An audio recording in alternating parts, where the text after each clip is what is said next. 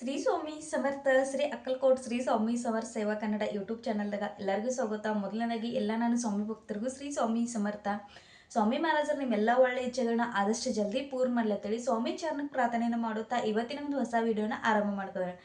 99% ಜನರಿಗೂ ಗೊತ್ತಿಲ್ಲ ಸ್ವಾಮಿ ಮಹಾರಾಜರ ಫೋಟೋ ಇಲ್ಲದೆ ಯಾವ ರೀತಿ ಪೂಜೆ ಮಾಡೋದ, ಆ ಪೂಜೆಗೆ ಏನಂತ ಕರೀತಾರೋ, ಆ ಪೂಜೆ ಎಷ್ಟು ಮಹಾರಾಜರಿಗೆ ಇಷ್ಟ ಅನ್ನೋ ಒಂದು ಸಂಪೂರ್ಣ ಮಾಹಿತಿಯನ್ನು ಇವತ್ತು ನಾನು ನಿಮ್ಮ ಜೊತೆ ಶೇರ್ ಮಾಡ್ಕೋತೀನಿ. ವಿಡಿಯೋನ ಕೊನೆ ತನಕ ನೋಡ್ರಿ, ಹೆಚ್ಚಿನ ಪ್ರಮಾಣದಾಗ ಶೇರ್ ಮಾಡ್ರಿ, ಹೆಚ್ಚಿನ ಪ್ರಮಾಣದಾಗ ಸೇವೆ ಮಾಡ್ರಿ. ಹಾಗಾದ್ರೆ ಬರ್ರಿ ನಮ್ಮ ಸ್ವಾಮಿ ಮಹಾರಾಜರ ಸೇವೆಯನ್ನು ಆರಂಭ ಮಾಡೋಣ. ಸ್ವಾಮಿ ಮಹಾರಾಜರ ಅಂದ್ಕೂಡ್ಲೆ ನಿಮಗೆಲ್ಲ ಏನು ಅನಿಸ್ತೈತಿ? ಮಹಾರಾಜರ ಅಂದ್ಕೂಡ್ಲೆ ನನಗೆ ಯಾವ ರೀತಿ ಅನಿಸ್ತೈತಿ ನಾ ಫಸ್ಟ್ ಹೇಳ್ತೇನೆ. ಮಹಾರಾಜರ ಅಂದ್ಕೂಡ್ಲೆ ನನ್ನ ಗುರು, ನನ್ನ ಮಾರ್ಗದರ್ಶಕ. ನನಗೆ ಯಾವಾಗ ಕಷ್ಟದ ಟೈಮ್ದಾಗ ಯಾರ ಹತ್ತಕ್ಕೂ ಶೇರ್ ಮಾಡ್ಕೋಕ್ಕಾಗದನ್ನ ನನ್ನ ಮಹಾರಾಜರ ಹತ್ತಕ್ಕೆ ನಾನು ಶೇರ್ ಮಾಡ್ಕೋತೇನೆ. ಅದಕ್ಕೆ ಪ್ರತಿ ಉತ್ತರ ಮಹಾರಾಜರು ನೀಡ್ತಾರೆ. ಯಾವುದೇ ರೂಪದಾಗ ಆಗಲಿ, ನನಗೆ ಒಂದು ಮೊಬೈಲ್ದಾಗ ನೋಡುವಾಗ ಮೆಸೇಜ್ ಆಗಲಿ, ಯಾರೋ ಫೋನ್ ಮಾಡ್ತಾರಂದ್ರೆ ನನ್ನ ಫ್ರೆಂಡ್ಸ್ ಸರ್ಕಲ್ದಾಗ ಯಾವತ್ತು ಫೋನ್ ಮಾಡೋಲ್ಲ, ಅವತ್ತು ಫೋನ್ ಮಾಡಿ ನನಗೆ ಏನು ಹೆಂಗೆ ನಡೆದೈತೆಲ್ಲ ಹಿಂಗೆ ಈ ರೀತಿ ಕೇಳ್ತಾರೆ. ಎಷ್ಟೋ ಈ ರೀತಿ ಮಹಾರಾಜರು ನನಗೆ ಸೂಚನೆಗಳು ಕೊಟ್ಟಿದ್ದಾರೆ. ಹಾಗಾಗಿ ಇವತ್ತು ನಮ್ಮ ಪ್ರತಿಯೊಬ್ಬರು ಮನ್ಯಾಗ ಮಹಾರಾಜರ ಫೋಟೋ ಐತೆ ಅಂತ ಹೇಳ್ಕೋಗಲ್ಲ. ಯಾಕಂದ್ರೆ ಮಹಾರಾಜರ ಅಕ್ಕಲ್ಕೋಟದ ಎಷ್ಟು ಪ್ರಸಿದ್ಧ ಇದಾರೆ, ನಮ್ಮ ಕರ್ನಾಟಕದಾಗ ಅಷ್ಟು ಇನ್ನೂ ಪ್ರಸಿದ್ಧ ಆಗಿಲ್ಲ. ಆದಷ್ಟು ಜಲ್ದಿ ಪ್ರಸಿದ್ಧ ಆಗಲಿ, ಪ್ರತಿಯೊಂದು ಮನ್ಯಾಗ ಮಹಾರಾಜರ ಫೋಟೋ ಇರ್ಲತ್ತೆ ನಾವೆಲ್ಲರೂ ಪ್ರಾರ್ಥನೆ ಮಾಡೋಣ. ಮೊದಲನೇದಾಗಿ ಮಹಾರಾಜರ ಮನ್ಯಾಗ ಫೋಟೋ ಇಲ್ಲಾಗಿತ್ತಂದ್ರೆ ಏನು ಮಾಡಬೇಕು, ಯಾವ ರೀತಿ ಪೂಜೆ ಮಾಡಬೇಕು? ಕೆಲವೊಂದು ಜನ ಸ್ಟೂಡೆಂಟ್ಸ್ಗಳು ಇರ್ತೀರಿ, ಕೆಲವೊಂದು ಜನ ಅಂದರೆ ಬೇರೆ ಬೇರೆ ಊರ್ದಾಗಿದ್ದ ಅಲ್ಲಿ ಮಹಾರಾಜರ ಬಗ್ಗೆ ಯಾವುದೇ ರೀತಿ ಮಾಹಿತಿ ಗೊತ್ತಿಲ್ಲ ಅಂಥವ್ರ ಅಕ್ಕ ನಮ್ಗೆ ಫೋಟೋ ಸಿಕ್ಕತ್ತಿಲ್ಲ, ಕೇಂದ್ರ ಇಲ್ಲ, ನಮಗೆ ಮನ್ಯಾಗ ಫೋಟೋ ಇಟ್ಟರೆ ಏನಂತವ್ರು, ಇದೆಲ್ಲ ನಿಮ್ಗೆ ತಲೆಯಾಗ ಪ್ರಶ್ನೆಗಳು ಕಾಡ್ತಿರ್ತಾರೆ. ಅಂಥ ಟೈಮ್ದಾಗ ನಾವು ಏನು ಮಾಡಬೇಕು, ಯಾವ ರೀತಿ ಪೂಜೆ ಮಾಡಬೇಕು? ಇದನ್ನು ಮಾನಸ್ ಪೂಜೆ ಅಂತ ಕರೀತಾರೆ.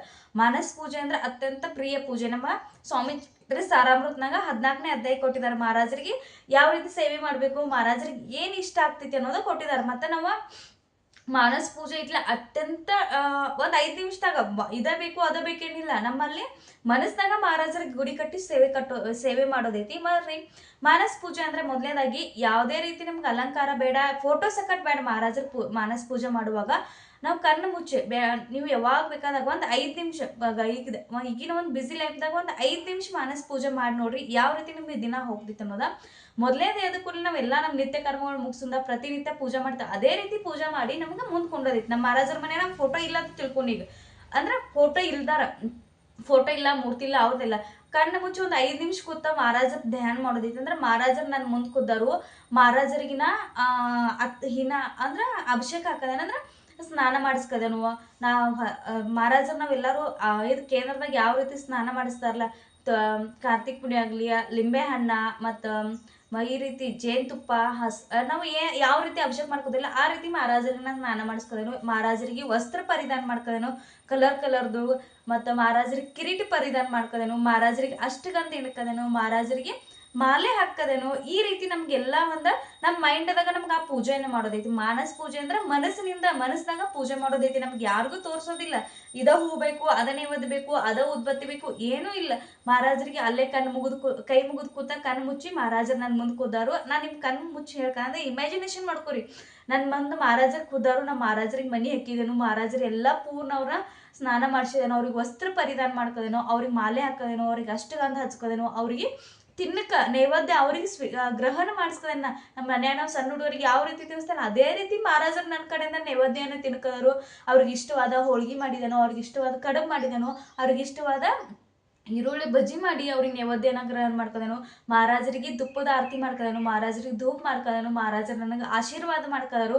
ಆ ನಂತರ ಮಹಾರಾಜರಿಗೆ ಚಾಪ ಭಾಳ ಇಷ್ಟ, ಅಂದ್ರೆ ನಾಗ ಸಂಪಿಗೆ ಏನು ಕರಿತೇವಲ್ಲ ನಾವು, ಆ ಸಂಪಿಗೆಯ ಭಾಳ ಇಷ್ಟ ಅಂತ ಮಹಾರಾಜರಿಗೆ ಪಾದಗಳ ಮ್ಯಾಗ ಅದನ್ನ ಸಮರ್ಪಣೆ ಮಾಡ್ಕೋದೇನು, ಮಹಾರಾಜರ ಆರತಿ ಮಾಡ್ಕೋದೇನು, ಮಹಾರಾಜರು ನಾನು ನೋಡಿ ನಗಕ್ಕದರು. ಇದೆಲ್ಲ ನಮ್ಗೆ ಏನು ಮಾಡೋದೈತೆ ಅಂದ್ರೆ ಮಾನಸಿಕವಾಗಿ ನಮ್ಮ ಮನಸ್ಸಿನಾಗ ಈ ಪೂಜೆಯನ್ನು ಮಾಡಿ ಅಲ್ಲೇ ಮಹಾರಾಜರಿಗೆ ನಮಸ್ಕಾರ ಮಾಡಿ, ಮಹಾರಾಜರು ನಮ್ಗೆ ಯಾವ್ಯಾವ ಸೇವೆ ನಮ್ಗೆ ನಾ ಸ್ವಾಮಿ ಚರಿತ್ರೆ ಆಗಲಿ, ಅಂದ್ರೆ ಗುರುಚರಿತ್ರೆ 14ನೇ 18ನೇ ಅಧ್ಯಾಯ ಆಗಲಿ, ಮತ್ತು ಸ್ವಾಮಿ ಮಹಾರಾಜರ ಗೋರಕಷ್ಟದ್ರ ಸ್ತೋತ್ರ ಆಗಲಿ, ಸ್ವಾಮಿ ಮಹಾರಾಜರ ನಾಮಸ್ಮರಣೆ ಆಗಲಿ, ಸ್ವಾಮಿ ಮಹಾರಾಜರ ಆರತಿ ಆಗಲಿ, ನಮ್ಗೆ ಏನು ಸೇವೆ ಮಾಡೋದಿತ್ತಲೆ ಆ ಸೇವೆ ಎಲ್ಲ ಅಲ್ಲೇ ಮಾಡಿ ಲಾಸ್ಟ್ ಮಹಾರಾಜರಿಗೆ ನಮಸ್ಕಾರ ಮಾಡಿ ಆ ಪೂಜೆಯನ್ನು ಅಲ್ಲೇ ವಿಸರ್ಜನೆ ಮಾಡೋದೈತಿ.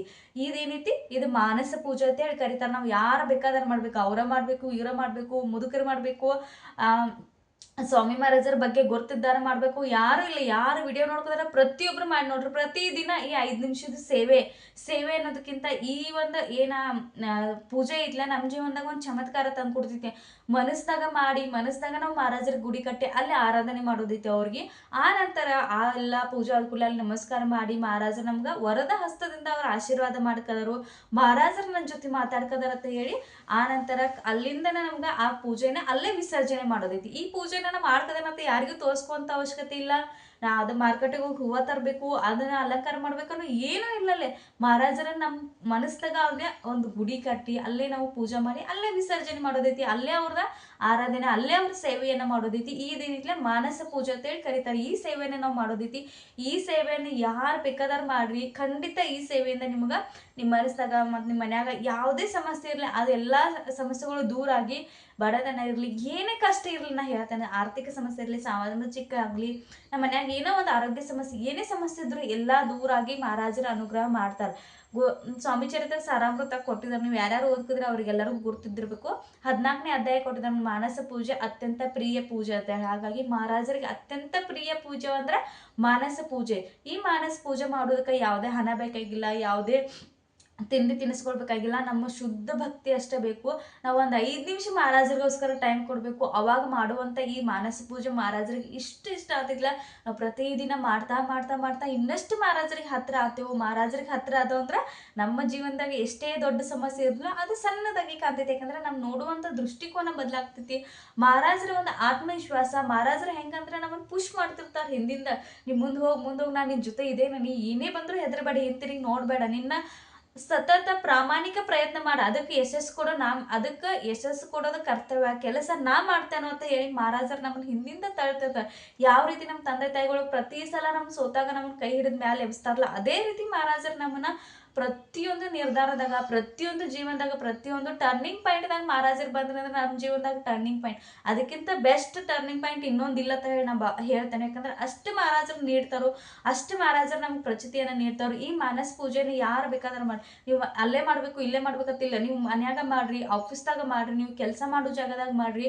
ಒಂದು 5 ನಿಮಿಷ ಗಾರ್ಡನ್ದಾಗೆಲ್ಲ ಕೂತಿರ್ತೀರಿ, ಇದಕ್ಕೆ ಜಳಕಾನು ಮಾಡಬೇಕು, ಇದಕ್ಕೆ ನಾವು ಹೀಗೆ ರೆಡಿ ಆಗಬೇಕು, ಇದೇ ರೀತಿ ಅರಿವಿ ಹಾಕೋಬೇಕಂತ ಏನಿಲ್ಲ. ನಮ್ಮ ಮನಸ್ಸಿನಿಂದ ನಮ್ಮ ಮಹಾರಾಜರಿಗೆ ಪೂಜೆ ಆಗೋದೈತಿ. ಅಲ್ಲಿ ನಾವು ಏನು ಟಚ್ ಆಗೋದೈತಿ, ನಿಸ್ವಾರ್ಥ ಭಾವ, ನಿಸ್ವಾರ್ಥ ಭಕ್ತಿ ನಮ್ಮ ಮಹಾರಾಜರಿಗೆ ಸಮರ್ಪಣೆ ಮಾಡೋದೈತೆ.